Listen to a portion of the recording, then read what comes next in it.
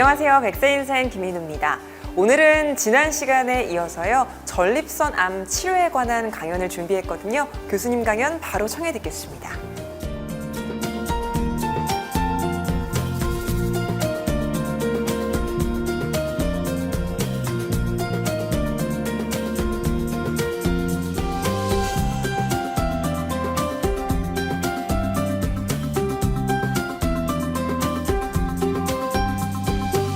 네, 오늘은 전립선암의 치료에 대해서 제가 말씀드릴 텐데요. 우리나라에서는 가장 많은 암이 위암, 폐암, 대장암 이어서 전립선암입니다.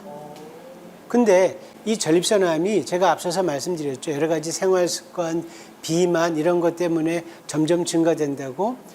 좋은 건 아니죠. 우리나라에서도 제가 단언컨대 5년, 10년 내에서는 전립선암이 아마 1등을 차지할 거예요. 그런데 전립선암은 갑상선 암을 제외하고 가장 높은 생존율을 보이는 암입니다. 즉 바꿔 얘기해서 우리가 초기에 제대로 진단해서 적절한 치료만 받으면 본인이 하나님한테 받은 정해진 수명을 다 살 수 있다는 얘기죠. 그것도 큰 고통 없이. 그렇기 때문에 아까 제가 전번 시간에도 말씀드린 것처럼 조기 진단이 굉장히 중요합니다.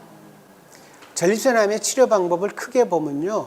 우선은 여러분 익숙하지 않을 텐데 능동적 감시 혹은 대기요법, 그 다음 이제 수술, 수술은 배를 열고 하는 개복수술, 복강경 수술, 요즘 로봇으로 많이 하죠. 그리고 이렇게 해서 전립선을 다 통으로 드러내는 걸 우리가 근치적 전립선 절제술이라고 얘기합니다. 그 다음이 방사선 치료, 또 국소 치료, 호르몬 치료, 항암제 같은 화학요법을 단독으로 하거나 조금 병합해서 사용하기도 하는데 우리가 이제 어떤 치료를 선택할지는 우리가 전립선암 치료에서 가장 중요한 게 뭐라 그러죠? 조기 진단인데 조기 진단은 피검사, PSA라고 말씀드렸죠.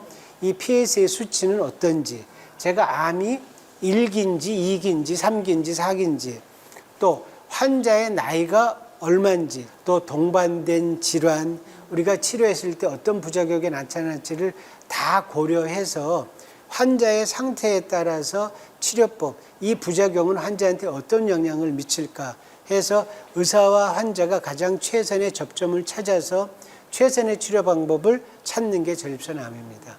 첫 번째, 국소전립선암. 국소전립선암이 뭔가요? 암이 전립선 안에만 국한되어 있는 경우. 우리가 조직 검사를 했는데 암이 안 나오면 제일 좋죠. 그죠?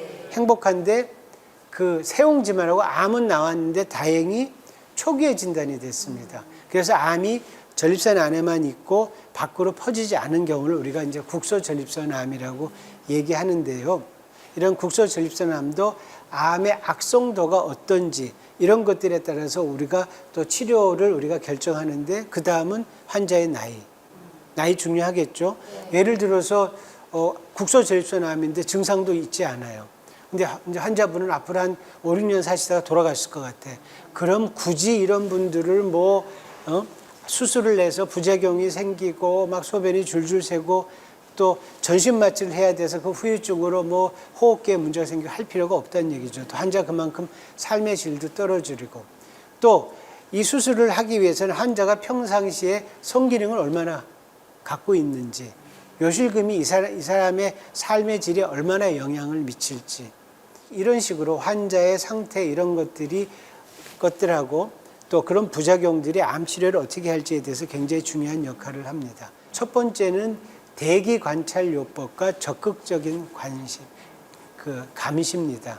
대기 관찰 요법은요, 말 그대로 환자가 앞으로 사실 연세가 10년 미만이고 국소전립선암이긴 하지만 암의 그 악성도가, 암이 좀 순한 암이에요.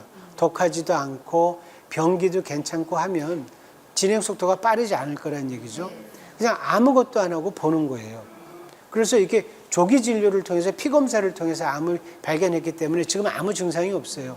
근데 이게 아무 증상이 없고 편안하게 지내시는 분, 앞으로 한 7, 8년 사실 수 있는 분을 굳이 치료한다 뭐한다 해서 스트레스 주고 삶의 질을 떨어뜨릴 필요는 없다는 얘기죠. 이런 분들은 그냥 우리가 관찰만 합니다. 그래서 암이 얼마나 진행되는지를 보는 것들을 우리가 대기관찰요법이라고 하고요. 그 다음은 그렇지만 이런 분들도 암의 악성도가 높다든지 빨리 진행될 것 같다든지 하면 아주 적극적으로 수술을 하지는 않지만 제가 뒤에 설명할 호르몬이나 다른 치료를 통해서 암을 없애지는 않지만 암을 이렇게 가둬놔서 얘가 빨리 튀어나가는 것을 막는 치료법을 선택을 하는 거고요. 또 하나는 암에 앞으로 살 날이 10년이 넘은 환자들도 암의 병기가 낫고 암의 그 악성도가 심하지 않을 때는 적극적인 감시란 걸 합니다. 적극적인 감시란 건 뭐냐면요. 아무 치료를 하지는 않지만 6개월, 1년 간격으로 적극적으로 검사를 합니다. 피 검사 당연히 하고 MRI 찍고 필요하면 조직 검사하고 암이 더 진행되나 안 진행되나. 그래서 우리가 적극적인 치료를 한 5년, 6년 미루는 겁니다. 그럼 이 사람은 5년, 6년 동안은 아무 치료를 안 받기 때문에 편안하게 살 수 있어요. 그러다가 암이 얘가 조금 진행이 될 것 같네. 그때 가서 적극적인 치료, 상황에 따라서 뭐 수술을 하거나 방사선 치료를 하거나 이런 치료를 하는데 사실 여기에는 이제 일장일단이 있습니다. 뭐냐면은 사람이 사실은 특히 믿음이 약한 사람들 같으면 언제나 불안합니다. 아이고 이게 또 오늘 그러니까 예를 들어서 6개월, 1년 만에 병원 가서 MRI 찍고 뭐 할 때마다 그냥 또 천당하고 지옥을 그 전날부터 잠을 못 잡니다. 그러니까 사실 이런 스트레스가 더 클 건지 아니면 치료 안 하고 한 5년, 6년을 편안하게 지낼지는 사람의 성향에 따라서 다르겠죠. 그래서 적극적인 감시는 환자하고 충분한 의사와 교감이 있어야 시행을 합니다. 자, 그 다음이 이제 수술인데요. 모든 암이 수술을 할 수 있다는 것은 굉장히 행복한 겁니다. 모든 암의 치료원, 즉 전립선을 포함한 모든 암은 암이 발생한 장기를 통으로 띄어내는 겁니다. 그걸 우리가 이제 근치적으로 그 조직을 절제한다고 얘기해서요. 여기서도 근치 전립선 절제술입니다. 이제 수술이죠. 뭐 수술하면 과거에는 다 배열구했죠. 개복수술. 요즘도 개복수술 안 하는 거 아닙니다. 개복수술, 그다음 구멍 뚫어서 하는 복강경 수술. 요즘은 뭐 하죠? 로봇이 하죠, 로봇. 그러면 이런 수술은 어떤 사람들한테 시행할 수 있냐? 이 수술을 한다고 할 때는요, 완치를 목적으로 합니다. 앞서서 말씀드린 대로 10년 이상 건강하게 살 사람들, 그리고 전립선 안에만 암이 있는 경우, 또는 요즘 좀 적극적으로 미세하게 전립선 바깥쪽으로 좀 암이 퍼져나갔거나 주변에 미세 전이가 있다 하더라도 일단 다 띄어내고 봅니다. 가장 대표적인 개복수술이죠. 옛날에 이제 배열고 다 했었습니다. 이런 이제 개복수술은 우리가 그 복강경 수술이나 로봇 수술을 못하는 경우 아주 뭐 이전에 수술한 게 있어서 장에 유착이 심하다든지 이렇게 아주 또 환자가 여러 가지 심폐기능에 문제가 있다든지 특수한 경우를 제외하고는 요즘은 대부분 복강경 수술이나 로봇 수술로 대체되고 있습니다. 자, 복강경 수술 말씀 많이 들어보셨죠? 배에 구멍을 한 4개 내지 5개를 뚫어서 그 복강경 트로카라고 하는 걸로 뚫어서 한 구멍 하나 크기가 한 5mm, 큰 거는 한 12mm 정도 돼요. 그러니까 뭐 상처가 사실 요즘부터 잘 꼬매지도 않잖아요. 풀로 다 붙이고 반창고만 붙이니까 거의 상처가 없습니다. 그래서 카메라를 넣어서 그 복강경 기계가 들어가서 수술을 하는데 아무래도 절개 부위가 작으니까 미용적으로도 좋고 회복도 빠르겠죠. 이 복강경 수술이 쉽게 얘기해서 젓가락으로 멀리 있는 콩을 집는 수술이라고 하면 제가 다음 말할 로봇 수술은 복강경하고 개념은 똑같은데 우리가 손으로 큰 젓가락을 넣어서 이렇게 수술하던 거가 로봇팔이 들어가서 막 이렇게 돌아가면서 수술하고 수술자는 여기서 있는 게 아니라 멀리 떨어진 콘솔이라는 데 앉아서 우리 왜 3D 게임 하잖아요. 게임하는 식으로 저도 이렇게 앉아서 3차원 영상을 보면서 수술을 합니다. 자, 이제 이런 수술을 하면 여러 가지 이제 부작용이 있을 수 있어요. 일반적으로 다 그렇죠. 출혈이 생길 수 있죠. 또 전립선 주변 조직에 손상이 올 수 있어요. 그 뒤에 뭐 직장 손상, 요관 손상, 또 여러 가지 폐색전증, 뭐 골반 림프종, 감염, 요로 감염 등이 올 수 있는데 이런 것들은 요즘은 많이 줄었습니다. 그리고 이제 가장 사람들이 걱정하는 게 요실금하고 발기부전이에요. 요즘은 100%는 아니지만 이 요실금하고 발기부전이 로봇 수술을 통해서 많이 개선이 됐고요. 하나 이제 전립선이 없어지니까 어떤 문제가 생기냐면 사정관이 없어져서 정액이 안 나옵니다. 그래서 임신이 안 되는데 전립선 암 있는 분들이 임신해야 될 경우가 거의 없겠죠. 대부분 연세 드신 근데 뭐 2세를 꽉 봐야겠다 하는 분들 하기 전에 정액을 모아놔서 냉동시켜 놓으면 됩니다. 자, 그럼 이게 우리가 이제 수술을 했을 때 얼마나 효과가 있느냐? 이런 근치적 수술을 했을 때 보통의 암은요, 5년 생존율을 봅니다. 일반 암은 5년 후에 이 사람이 암 때문에 죽느냐 사느냐. 전립선 암은 비교적 예후가 좋은 암이어서 10년 생존율을 보는데요. 이런 근치적 수술을 한 환자들이 10년 후에 암이 없이 생존할 확률은 90% 이상입니다. 그러니까 정말 완치라고 얘기할 수 있어요. 자, 두 번째 방법이 방사선 치료예요.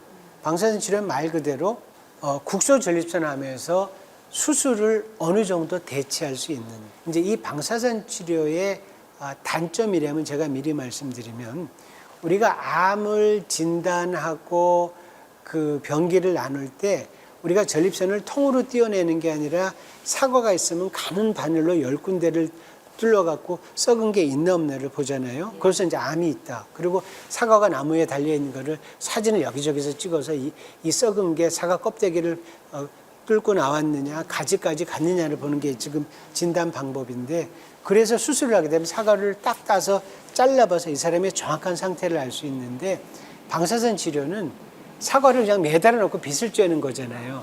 이제 그런 정확한 병기를 모른다는 단점이 있지만 국소 치료에 있어서는 암을 대처할 수 있고요. 고령이라든지 뭐 심혈관계나 폐질환에 있어서 최소한도 이게 로봇 수술을 하더라도 전신 마취를 하고 한 2시간은 해야 되거든요. 이런 경우를 견디기 어려운 사람들이 있거나 다른 동반 질환이 있는 사람들은 있고 또 수술을 원하지 않은 사람들이 있어요. 이런 사람들이 있어서는 굉장히 중요한 치료법인데 방사선 치료는 뭐 두 가지 방법.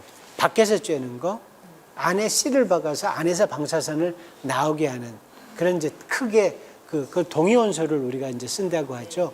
그런 두 가지 방법이 있고요. 이 외에도 양성자 치료, 또 사이버 나이프. 사실 사이버 나이프는 그 뇌에 있는 종양에 많이 하는데요. 양성자 치료, 사이버 나이프 이런 것들이 있는데 이런 것들은 아직 의료보험이 안 됩니다.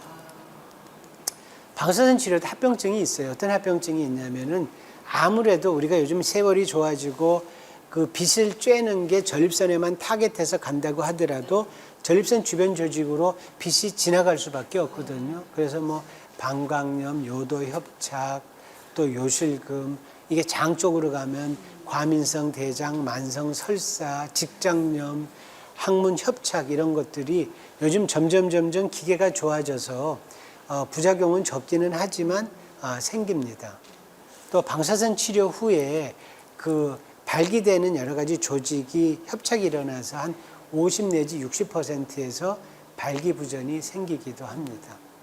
그럼 이제 방사선 치료의 효과는 어떨 것이냐? 방사선 치료를 하게 되면 전립선이 천천히 쪼그라들거든요.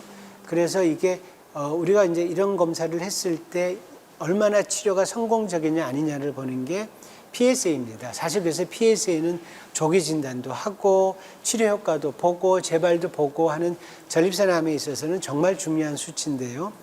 6개월 이상 천천히 떨어지는데 이 떨어지는 속도에 따라서 앞으로의 예후라든지 이런 것들 우리가 미리 예측할 수 있고요. 방사선 치료를 받은 환자가 15년 후까지 암이 재발하지 않을 확률은 한 20에서 50%. 이것도 대단한 거예요. 이제 이게 두 가지 수술하고 비교를 해 본다면 그런데 수술을 하게 됐을 경우에 15년 후에 암이 재발하지 확률은 40에서 75%. 그러니까 아무래도 수술 치료가 방사선 치료보다는 조금 더 환자의 예후에는 좋고 또 아까 말씀드린 대로 우리가 진짜 사과를 따서 볼 수 있기 때문에 실질적으로 환자의 어떤 상태를 정확하게 파악할 수 있는데 예를 들어서 여러 가지 뭐 다른 합병증도 있고 앞으로 한 10년, 15년 사실 분들 같으면 방사선 치료도 또 나쁜 선택은 아닙니다. 다음 국소 치료라는 게 있는데 이건 뭐 쉽게 말씀드리면 밖에서 침을 전립선 안으로 꽂아서 이 침 끝에서 열을 내거나 얼려서 전립선 조직을 다 이렇게 없애버리는 방법이 있는데요. 이거는 수술이나 방사선 치료보다도 좀 더 덜 침습적입니다. 또 국소 마취로도 가능하고 부작용도 상당히 적지만 치료 효과는 수술이나 방사선 치료보다도 조금 떨어질 수 있습니다. 물론 이것도 암의 병기나 환자의 연령에 따라서는 굉장히 좋은 치료법이 될 수 있어요. 두 번째가 이제 제가 말씀드린 국소암은 정말 행복한 분들이었고 우리가 진단을 했는데 암이 조금 더 진행이 됐더라. 그런데 뭐 뼈나 폐나 다른 장기로 가지는 않았지만 전립선 주변 조직, 뭐 정낭이나 방광이나 이런데 그 주변 조직으로 좀 전이가 있더라 하는 것들에 대한 치료는 어떻게 할 건지. 사실은 암세포가 어떤 장기든 그 장기를 벗어나게 되면요, 이론적으로 온몸에 암세포가 돌아다닌다는 것을 의미합니다. 그래서 우리가 암세포가 그 장기에 있을 때 다 드러내는 거거든요. 자, 이런 경우에는 주로 수술이나 아까 말씀드린 방사선 치료, 호르몬 치료 이런 거를 단독보다는 복합적으로 사용을 합니다. 가장 많이 하는 거는요, 수술 치료한 후에 경과 보면서 방사선 치료를 하거나 방사선 치료한 후에 호르몬 치료를 합니다. 다음, 전이전립선암. 사실 전이전립선암은요, 전립선암 진료 받으러 왔다가 발견되는 것보다는요, 허리가 아파갖고 정형외과 척추 진료 받으러 갔다가 전립선암이네요. 또 다리가 부어서 내과 진료 받으러 갔다가 봤더니 전립선암입니다. 다리가 마비가 돼서 척추센터 갔는데 전립선암이 척추로 전이가 돼서 신경을 눌려서 전립선암입니다. 이렇게 오는 경우가 많습니다. 그래서 이런 경우는 완치는 어려운데요. 사실은 암을 완치시키지 못하더라도 암을 조금 쪼그러뜨리고 울타리 안에 가둬놔서 얘가 진행되는 게 우리가 갖고 있는 하나님께서 주신 본인의 그 원래 삶을 살 수 있는 속도까지만 우리가 지켜주면 되는 거거든요. 그래서 요즘은 굉장히 이런 것도 중요한데요. 가장 대표적인 게 제가 뭐라고 말씀드렸죠? 전립선암은 남성 호르몬. 남성 호르몬을 사용해서 전립선암의 생성을 줄이고 조금 더 사멸시키는 그런 치료가 첫 번째 치료입니다. 일반적으로 남성 호르몬 치료를 하게 되면요, 호르몬 치료를 하게 되면 한 80 내지 90%가 반응을 보이는데요. 이게 조금 지나가다가 그러면 이제 남성 호르몬에 다 반응하는 암세포는 다 죽어버리고요. 아주 소수의 남성 호르몬에 불응하는 이걸 우리가 이제 뭐라고 얘기하냐면 거세 저항성 전립선암이라고 얘기합니다.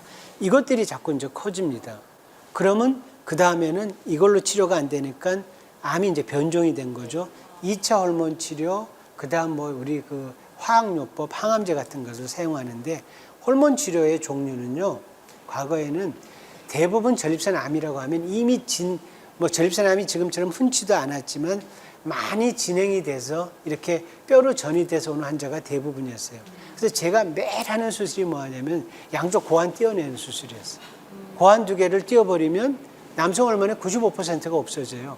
그러면 당연히 전립선암도 줄어들고 억제될 수 있죠. 근데 요즘은 사실 이 수술은 잘 안 하죠. 약물을 통해서 화학적 거세가 가능하기 때문에 고환 절제술은 안 하지만 옛날에는 정말 많이 했던 수술입니다. 정말 많은 할아버지들이 뼈가 아파서 울고 또 남성이 없어져서 울고 2번 눈물을 흘렸던 게 이 고환 절제술이고요. 그 다음이 남성 호르몬을 억제하는 황체화 호르몬 촉진제, 여러 가지 우리 몸에 이제 남성 호르몬 대사, 우리 몸에 있는 뇌 또 고환으로 가는 여러 가지 사이클을 억제하는 방법인데요. 여러 가지 약제들이 있습니다.